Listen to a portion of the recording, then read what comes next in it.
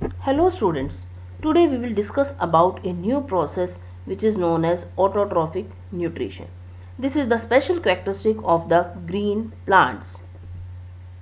Let's start with the meaning of autotrophic nutrition.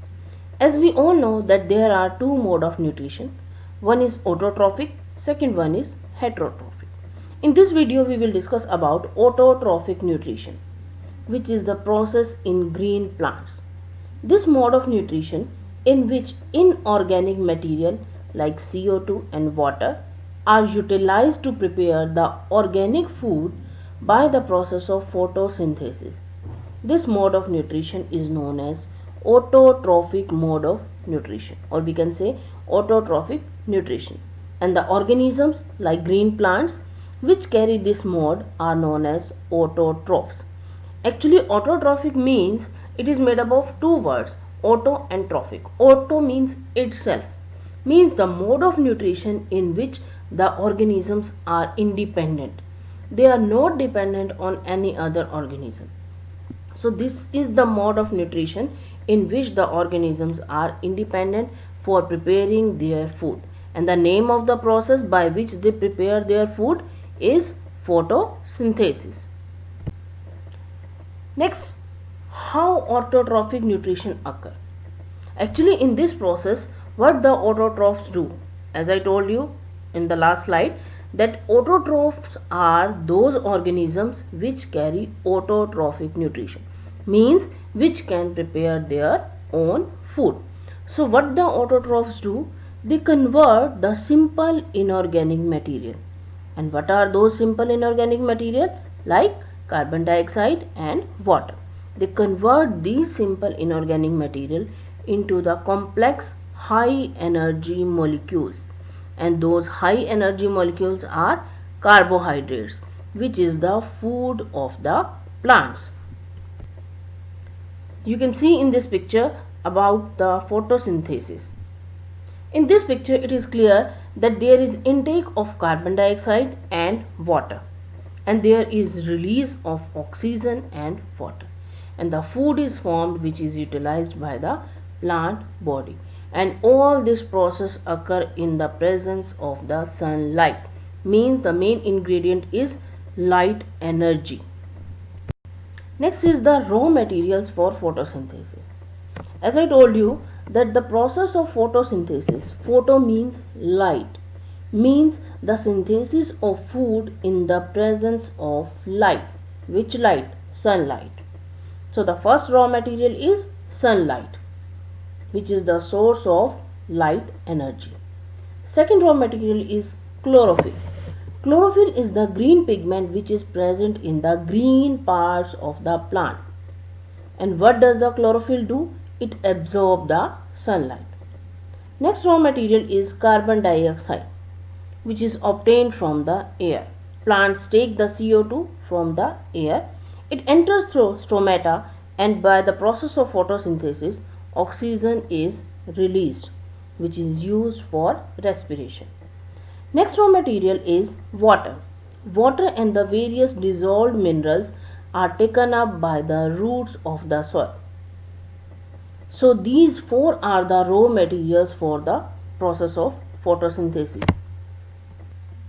In this picture it is clear to you that there is intake of CO2 from the environment, water from the soil, and with the help of carbon dioxide and water, food is formed in the presence of sunlight, and there is release of oxygen which is used for the respiration.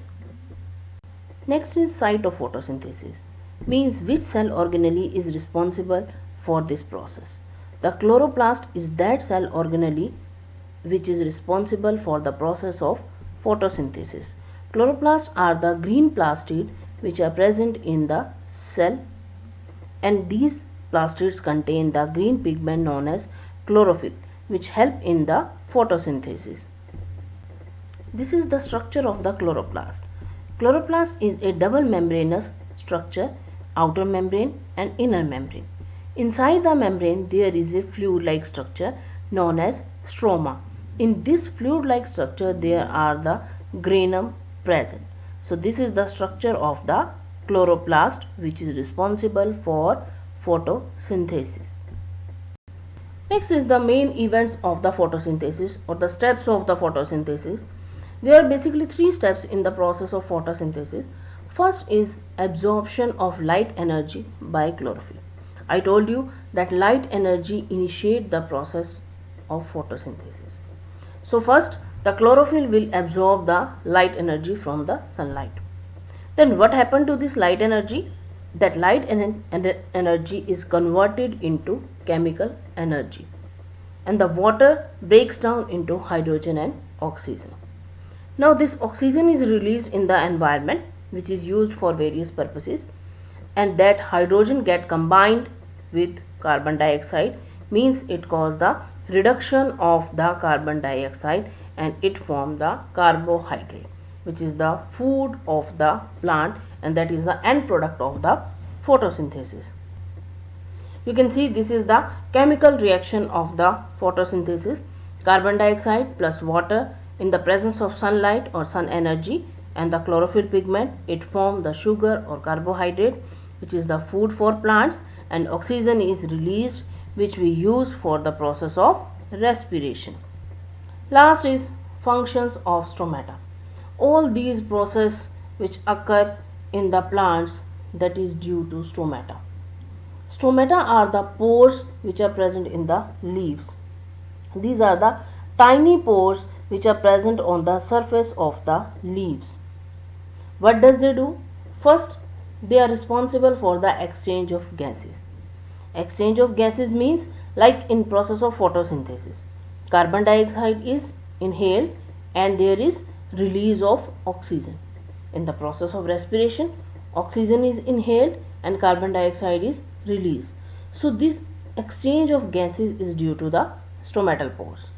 Second is loss of excess amount of water during transpiration. There is loss of excess water which is present in the plants, that is also due to the stomata. So there are basically two functions of the stomata. First is exchange of gases and second one is loss of excess water. This is the diagram of the stomata when the stomata is open, stomatal pore is open, and the second one is when the stomatal pore is closed. Well student, in this video we discussed about the process of photosynthesis, various events of photosynthesis, site of photosynthesis and the functions of stomata. Thank you. If you have any doubt, you can ask in the comment section below. If you like this video, please like and share it and subscribe to my channel Grip to Science